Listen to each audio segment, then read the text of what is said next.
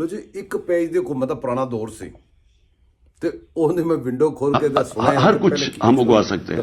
हमने कभी इसके ऊपर नहीं सोचा। हमारा सारा तकरीबन कितने 100 किलोमीटर का हमारा समुंदर है, उधर हम सारा पाम ऑयल उगा सकते हैं, कभी किसी ने सोचा नहीं। इस तो बाद हाजरे खिदमत ने कुछ एक पेज तो बाद ये चलकियां ते कुछ एक पेज दे टाइम दे बयानात इन्हों भी जरा प्लीज गौर फरमाओ। जनरल बाजवा पीछे बैठे हुए थे, वो फैसला करते थे कि कौन सी नैब ने किसके ऊपर कब कितना दबाना है, फिर कब छोड़ देना है, कब अंदर उसको डालना है। जनरल बाजवा को मैं आज एक उनकी तारीफ करता हूं।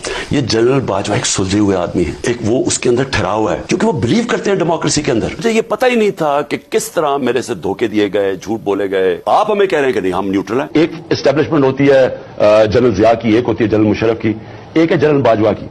टोटली एक डेमोक्रेटिक गवर्नमेंट के साथ खड़े। इनको जो केसेस में रिलीफ मिला है जनरल बाजवा की कंसेंट से मिला, आप ये कहना चाह रहे हैं? पावर किसके पास थी? जिनके पास पावर थी उन्होंने रिलीफ दिलाना था ना, हमारे पास तो पावर थी नहीं। उनका हर जगह इन्फ्लुएंस था। जनरल बाजवा ने जिस तरह इस हुकूमत की मुश्किल वक्त में मदद की, कराची में मदद की, कोरोना के अंदर पूरी तरह मदद की, सारी मेरी फॉरेन पॉलिसी, पाकिस्तान की फौज और जनरल बाजवा हमारे साथ खड़े रहे हैं। एक्सटेंशन से पहले जनरल बाजवा मीडिया को बिठा के कहते थे कि इन्होंने कितनी चोरी की है। इनकी JIT जो जनरल बाजवा ने 2 ब्रिगेडियर भेजे थे, उन्होंने ही साबित किया नवाज शरीफ की पैनामा केस, जिसकी वजह से नवाज शरीफ आज तक माफ नहीं कर रहा है जनरल बाजवा को। जो जनरल बाजवा है ये सबसे ज्यादा न्यूट्रल और प्रो डेमोक्रेटिक जनरल है मेरे ख्याल में। इसने कौन सी ऐसी चीज की है मुझे बताएं। सिर्फ नवाज शरीफ की मदद नहीं की।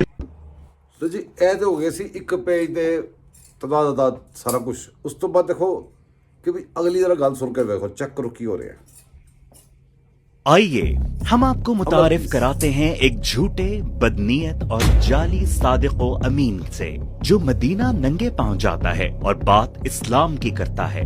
मदीना पहुंचे तो कप्तान मुकद्दस सरजमीन पर जूते ना पहने, जो लोगों को शिर्क का मतलब समझाता फिरता है। ये भी एक शिर्क है। ये जो अभी बिके हमारे लोग भेड़ बकरियों की तरह, ये भी शिर्क है। मगर साथ कौमी खजाने से दिन रात चोरियां भी करता है। पर्दा उठ गया। तकरीबन 1 अरब 70 करोड़ रुपए की इसकी कीमत है। 2 करोड़ रुपए मुल्क के वजीर आजम ने अदा किए हैं। 1 अरब 68 करोड़ रुपए का मुल्क के खजाने को नुकसान हुआ है। अब वक्त आ गया है कि इस नाम निहाद दीन के जाली ठेकेदार का असली चेहरा अवाम के सामने बेनकाब किया जाए। कैसे इस शख्स ने महज चंद करोड़ रुपए की खातिर पाकिस्तान की इज्जत, वकार और आबरू को सरेआम नीलाम किया है। अजीज और करीब तरीन दोस्त ममालिक से ताल्लुकात खराब किए हैं और बैरूनी दुनिया में पाकिस्तान की साख को खराब किया है। शहजाद अकबर ने शाही तोहफा दुबई के बिजनेसमैन को 75 लाख दिरहम में फरोख्त किया।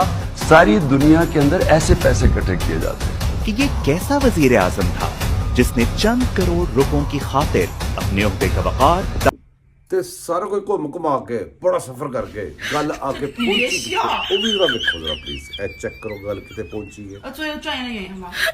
जिथे भी खोती उत्थे आन खलो। लो जी तलाल चौधरी ने तलाल चौधरी ए सारा कुछ होने तो बाद उनके हथी गल आई। जो उन्हें को पहुंचे उन्हें लिटरेशन की, लिटरेशन चित्रेशन समझते बड़ी दबंग किस्म थी। और भी सुन के देखो जरा प्लीज, ए चेक करो।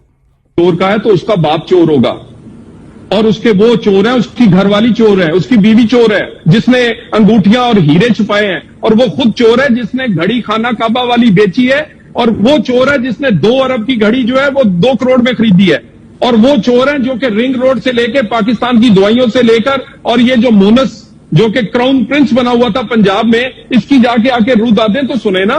उसके बाद चोर वो होंगे सो करने को हमेशा तैयार रहते हैं, लेकिन बात तो हमारी कमजोरी समझते हैं।